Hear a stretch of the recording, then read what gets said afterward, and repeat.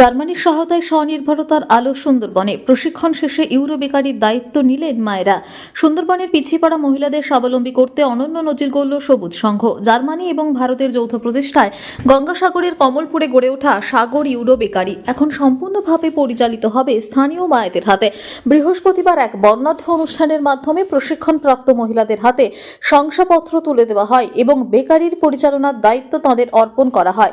এই মহতী অনুষ্ঠানে প্রধান অতিথি হিসেবে উপস্থিত ছিলেন জার্মানি কনসুলেটের মাননীয় কনসাল জেনারেল মিস বারবারা রস।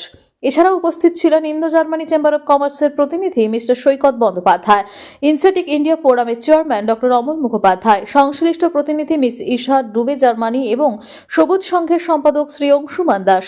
স্থানীয় প্রশাসনের পক্ষ থেকে ছিলেন সাগর পঞ্চায়েত সমিতির সভাপতি সাবিনা বিবি, সহকারী সভাপতি স্বপন কুমার প্রধান সহ বিভিন্ন স্কুলের প্রধান শিক্ষকগণ। সুন্দরবনের প্রান্তিক এলাকার মহিলারা যাতে নিজের পায়ে দাঁড়াতে পারেন সেই লক্ষ্যে এই ইউরো বেকারি প্রকল্পটি গ্রহণ করা হচ্ছে। উন্নত মানের বেকিং প্রশিক্ষণ শেষে এদিন মায়েদের হাতে শংসাপত্র তুলে দেওয়া হয়। এখন থেকে এই বেকারির উৎপাদন থেকে শুরু করে বিপণন সবই সামলাবেন প্রশিক্ষিত মহিলারা। Germany consul general miss Barbara রস এই উদ্যোগের ভূয়সী প্রশংসা করে জানান, মহিলাদের এই আত্মবিশ্বাস আগামী দিনে সুন্দরবনের অর্থনীতিতে বড় পরিবর্তন আনবে। সবুজ সংঘের এই প্রয়াসকে সাধুবাদ জানিয়েছে এলাকার সাধারণ মানুষ। নাম অমল মুখোপাধ্যায় আর ওনার নাম মিসেস বারবারা রস। আমি হ্যামবুর্গ থেকে এসেছি।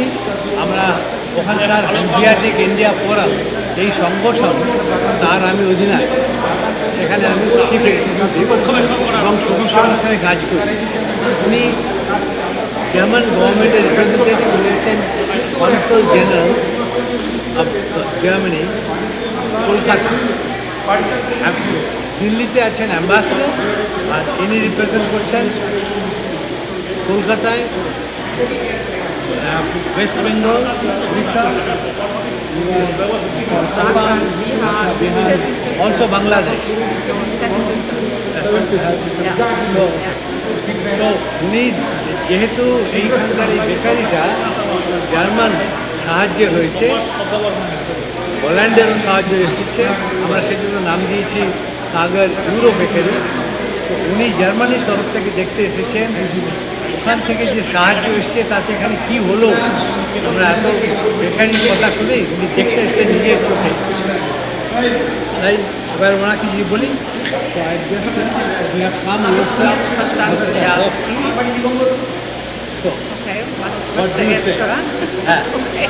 Yeah, well, I'm very impressed and really grateful that you invited us here. So, and it's really impressive to see, how everything is organized. And we had the opportunity to talk to some of the ladies and hear their stories.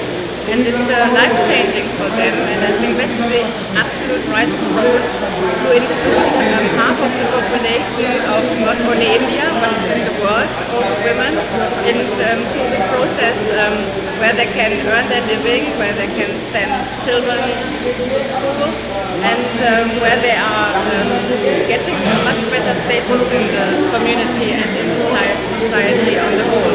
So thank you very much for your great work here. And we're really, as I said, very grateful that we have the opportunity to witness this and to be here with everybody. Thank you. অসাধারণ অনুভূতি, আমি তো বলে বোঝাতে পারবো না। এত সুন্দর এখানে মহিলারা স্বনির্ভর হয়েছেন এবং এটা তো আমার মনে হয় শুধু রায়দিঘি, সাগরদিঘি এবং প্রতিটা জেলায় মিদনাপুর, বাঁকুড়া সমস্ত জায়গায় যদি এটা করা যায় তাহলে যাতে আরও উন্নতি হয় মহিলাদের, কারণ তারা যাতে আরও সবচেয়ে বড় কথা তারা স্বনির্ভর, এটাই সবচেয়ে বড়, এটাই সবচেয়ে উচিত।